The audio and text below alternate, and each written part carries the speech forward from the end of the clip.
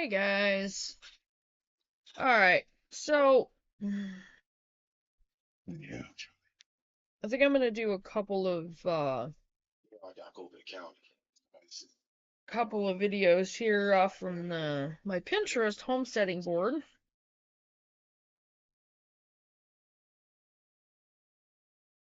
And this one, I'm just gonna get right into it.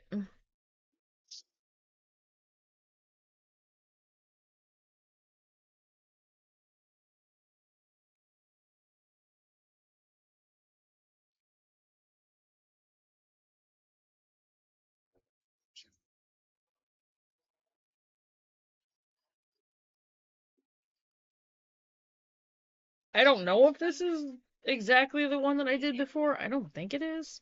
Yeah. It's titled different, so I have no idea. This is how to start homesteading on a budget. Alright, here we go, guys. There is a calmness to the outdoors. There's peace when you start seeing how animals and food grow all on their own without much human interaction. Sure. It reminds you of our hope, promises, and connection with nature. So many of us can agree and say we would love to be more connected and raise and grow more food, but do we have the drive, persistence, dedication, and resilience to give it a go? Party. Well, You weren't the only ones. we know that we're at a point to where we have to, and it's a matter of health and To be honest, it's just best to be able to know that you're in control of the food that's going into your own body and your families, and to know that they're getting healthy food. That's your letter to yourself. Homesteading doesn't mean you have to do everything by hand or scratch. At the beginning of our journey, that would discourage me when I wasn't doing it all. Unfortunately, starting from scratch, working full-time jobs, raising kids, and doing everything all at once is impossible. I hope I learn it quickly. And then I pray to God that I don't kill anybody. The tips and tricks below will help you get started on the road toward a more sustainable lifestyle without breaking the bank to get started. All right, stop trying to climb my shoulder.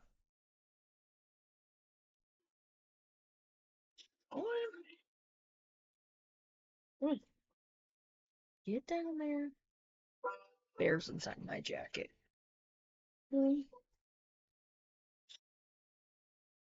Okay.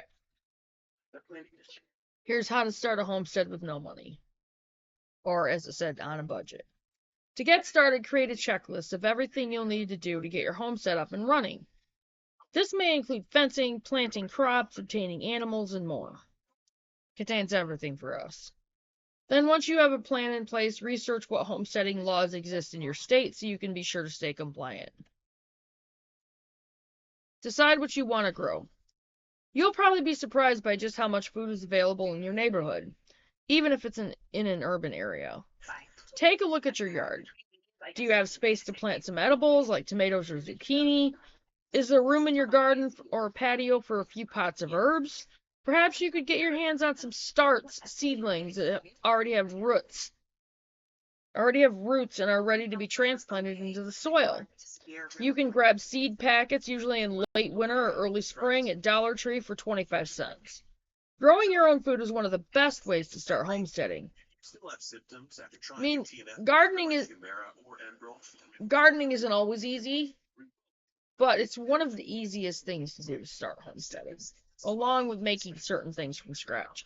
Cooking from scratch. Hi, honey.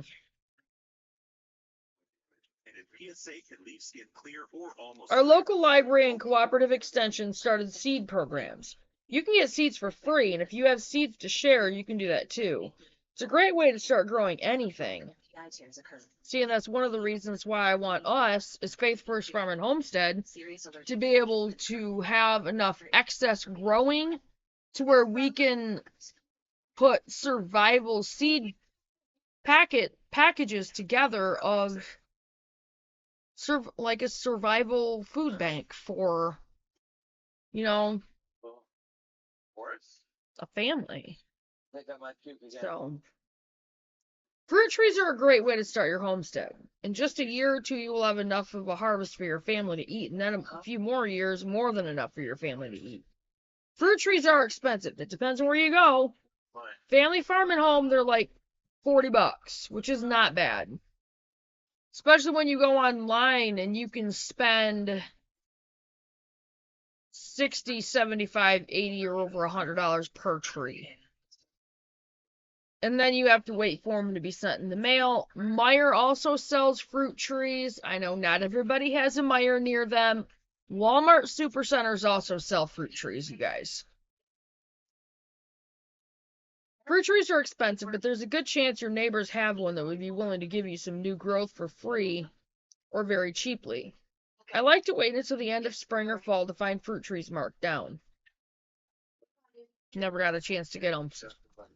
Perennials, herbs, fruits, and more are great items to ask for in your local free or nothing Facebook groups in the spring. You can even start this technique by looking online or in the newspaper classifieds, check under the free category for free fruit trees. For us New Yorkers, I see these even in the penny saver. Another great place to find fruit trees is at the end of the season when they go on clearance at Home Depot and Lowe's. For example, I picked up 2 apple trees for $10 at the end of this last summer at Tractor Supply.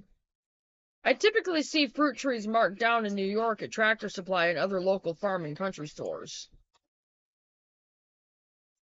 Okay, and then she's talking about her homestead planner. Can't wait to get ours started, but I have so much to do in between now and that kind of thing. Gardening. Creating a garden is a relatively easy way to start homesteading for cheap. It's also a great way to get your feet wet and learn about all the different aspects of homesteading. For example, you might want to plant some radishes in one area and spinach in another, so that by the time they are ready for harvest, you'll know how to store each of them. If you don't have much yard space, you can always plant some herbs on your windowsill. However, container gardening is underrated in my opinion. You can even start plants indoors like peppers and tomatoes. I suck at container gardening, so I have several specific ways to help you start a garden on a budget on the blog. Okay, so she's talking about that. I could actually do a lot of different videos out of this. Some low prices for holidays with pets. She's talking about more gardening articles. This is your sign to start growing gourds. Cheap and easy ways to landscape with potted plants. Best container plants for full sun and heat. 10 amazing annuals that can tolerate heat and dry weather. How to grow sweet corn in your own backyard. 8 most clever vegetable gardening tips for the lazy gardener. The top low maintenance shade-loving perennials, sorry. Figure out how much time is required for the task. If you have a big garden, it will take time to weed and water. Raised bed gardens are very advisable because it cuts down on a lot of weeds. Some tasks are more time insensitive than others. If you want your tomatoes to grow lots of fruit, be prepared to spend quality time with them. A great way to manage your time is to do one thing at a time. When we moved to out to our homestead, we were excited and hopeful. Of course, hope is a good thing, but it can also overwhelm the garden. If you don't have time to commit to the garden, always start small and work your way up. The best way to start your garden is with a realistic plan. You have to determine what kinds of plants you want to grow. Colorado. Why Colorado? What about his home situation? Is it stable? Drugs? Violence? You have to determine what kinds of plants you want to grow and how you would take care of the soil throughout the year. For instance, you might plant a few things in the spring and then begin to mulch your garden with manure or hay bales. Then, in the summer, when it's time to harvest, cover up that manure or hay bale with some straw or leaves. By winter, the soil underneath will be nice and loose for the following year's planting. Hey, honey. Amtrak or the airlines. They won't board a miner without parental consent. Composting. Soil is the foundation of a good garden.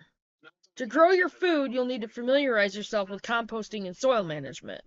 Composting is how gardeners make black gold for their gardens. Rich, dark soil teems with nutrients and beneficial microbes for growing healthy plants.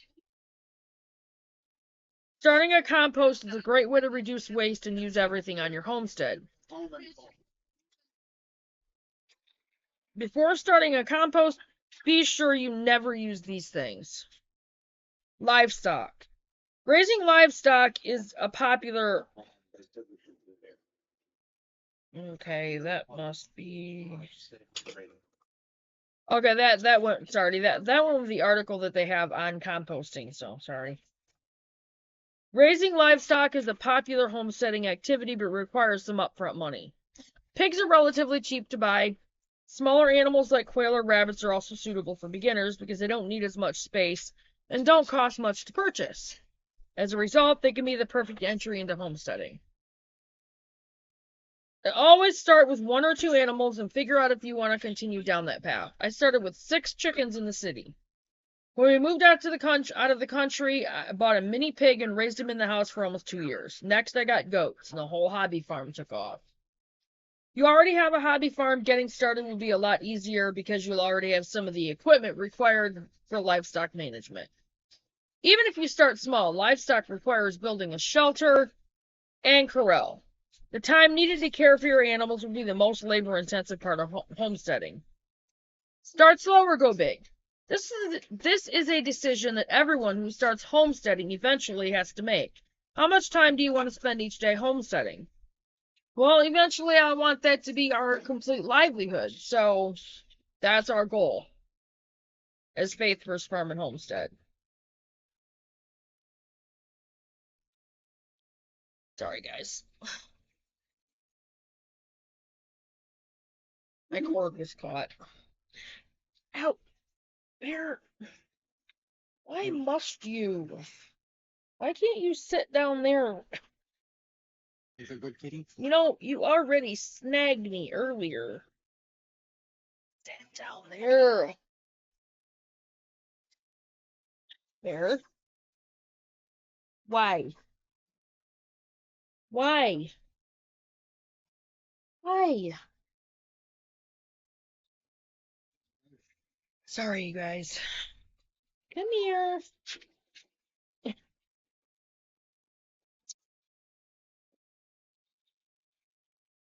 You're such a stinker. Okay, sorry, guys. Yes, she's in my jacket. She loves it in there.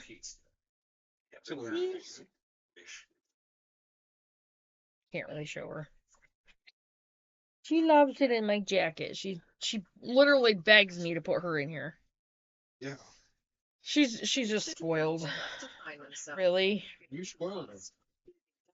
Alright. Anyway. Why? Some people enjoy having a small garden and an herb window box. Other people dream of raising chickens, goats, or pigs. Us, it's all 3 of those, and then some. Some people want to make cheese or butter from their dairy products. But these things are possible, but will take time, research, and energy. This is a constant repeat because I know how easy it is to get caught up in the dreaming and then the frustrations that take place because of the reality of our time and resources. 5, budget for things you'll need before getting started. A lot of items on this list are going to require money. Depending on your available land or time, this can be an investment that will pay off over the years, or just a one-time cost that gets you started. Odds are you won't be able to get everything on the list in your first year, but over time it's a great idea to gather items from this list and gather knowledge for when you're ready to try homesteading. This is important because there's more to homesteading than tilling some dirt and planting some seeds. There's also livestock management, food preservation, woodworking, and construction, to name a few. Always come up with a plan and cost analysis for your project. And then they have a budget for how they built a barn on a budget. Canning. A significant part of homesteading is preserving your harvest from the garden. Can't wait for that again. Canning is a method of food preservation that kills the mold, bacteria, and fungi that cause food to spoil. The goal of canning is to keep canned produce safe during storage for months or years. Many homesteaders get started with canning because it's relatively inexpensive and easy to do once you figure it out. The easiest way to start canning is with a water bath canner or boiling water canner. The next step will be an all-American pressure canner if you're interested in pressure canning. Once you've got that under control, there's another method called raw packing, where you don't put the produce in the jar until after you've boiled it for a few minutes. These are simple food preservation methods, but they are essential to homesteading. Along with dehydrating, canning is probably one of the most important parts of storing food without electricity or refrigeration for long periods of time. Dehydrating. This is another excellent method of preserving food. Dehydrating is a natural and healthy way to protect your harvest and the flavor of the original fruit, vegetable, meat, or dairy product. Unlike canning, which uses heat to destroy microorganisms that cause spoilage, dehydrating removes moisture through evaporation. As a result, dehydrated foods are less likely to spoil because they have no water for microorganisms to grow. Consider working with livestock producers in your area. Meat rabbits, for instance, need about 4 square feet of space per animal, and they eat mostly grasses, weeds, and hay, which you'll have to purchase or grow yourself. There's also meat goat and sheep, making wonderful homesteading animals. However, these animals eat grasses primarily and make a lot of manure and urine, which you'll need to consider if your area doesn't produce enough organic material for the livestock. Raising sheep has been very enjoyable, and we have had great success with the lambs we raised for meat. Can chickens be considered for homesteading? Of course. You can purchase dual-purpose birds that would give you eggs and meat. They do lovely pest control, fertilize your garden, and provide meat for your family. Consider your family's needs and plan accordingly. Some people get into homesteading because they want to live off the land, but that's not an option for everyone.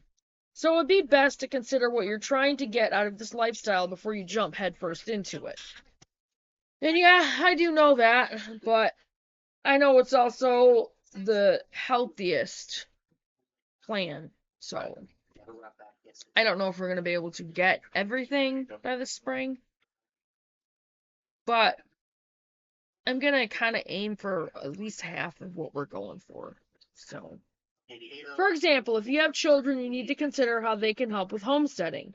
They might enjoy watering the plants or playing in the garden. Anything that gets them outside and enjoying nature is a step in the right direction. If your family isn't ready to live entirely off of homegrown food or raising livestock, consider renting a plot of land in your local community. You can use the space to grow crops you'll need for meals or have fun with it and teach your children how to grow their food. Consider the cost before you buy anything. The price of equipment varies depending on what type of homesteading you want. The best thing to do is create a budget and stick to it. Don't make the mistake of going out and buying everything you think you'll need all at once. Instead, start with what you can afford.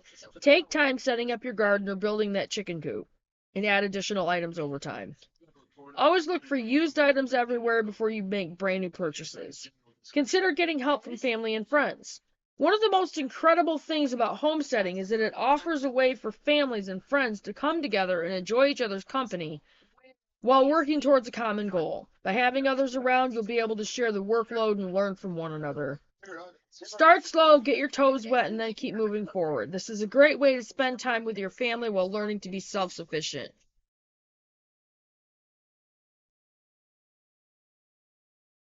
You can eventually earn income from your homesteading.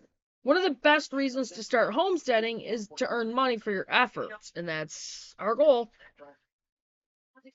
If you grow food, you can sell it at your local farmer's market or even on Craigslist. And I'm going to see what we can do to, get our farm stand up and going. If you raise livestock, consider selling their meat or breeding them with other animals to produce offspring worth money. If our coon pig gets pregnant this year, we will finally profit from our hobby farm. Of course, this wasn't the ultimate goal for us. I've always wanted farm animals, and it's a hobby, but the fact that we may make a little extra cash makes the journey even sweeter. Be prepared for the unexpected, though. Homesteading can be dangerous if you don't know what you're doing. If you plan to raise chickens, hogs, or cattle, ensure that they are fenced in securely so they can't hurt anyone nearby. If you plan to raise goats, consider goats without horns based on the type of fencing you have. Might look into that. Be cautious about where you put structures. Don't have a pen with a bunch of hogs next to your house. If they get out, you could be seriously injured, or a neighbor's home could be damaged if they aren't adequately secured. Get educated. One of the ways to learn about homesteading is simply doing it. Of course, you will make mistakes along the way, but there's nothing wrong with that. That's how this blog started. Homesteading is a great educational opportunity for children and can help them understand where food comes from, how to grow plants, and how animals play an essential role in our lives.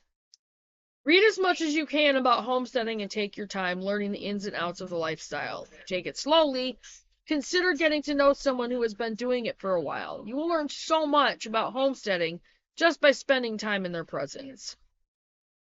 Security guard found him down behind Penny's at the mall. Know what you can and cannot sacrifice in this lifestyle. 7.10 GCS 8. Ketones were positive at 1 to 64. He's on IV saline, insulin, and potassium. He just started opening his eyes on command. You just missed Dr. Hahn. He went home to get his digital camera so that we could send a picture to the police in Chicago.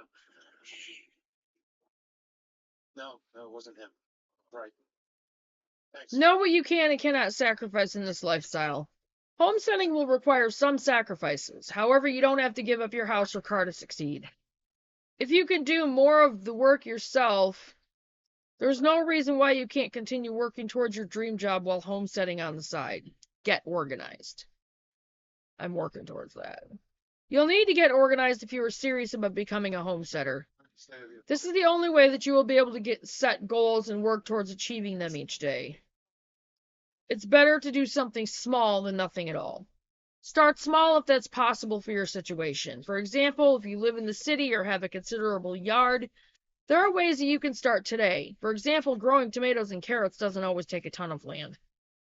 Have a positive attitude. If you want to be successful, you must always maintain a positive attitude. I'm trying. You don't know what challenges you may face on a given day, and the only way to get through them is with a smile. Buy nothing, groups can be beneficial to a homesteader. Buy nothing groups. The other guys. Well, it's weird. It's weird how that's worded. I've noticed some like that too. Buy nothing groups are a great way to access items for homesteading that you might otherwise have trouble acquiring.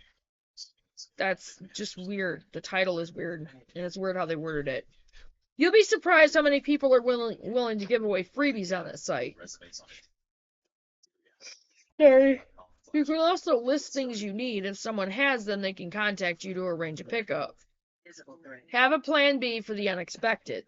The unexpected may not be pleasant, but it is part of life. As a homesteader, there will likely be times when you find yourself in need of additional supplies or even additional cash.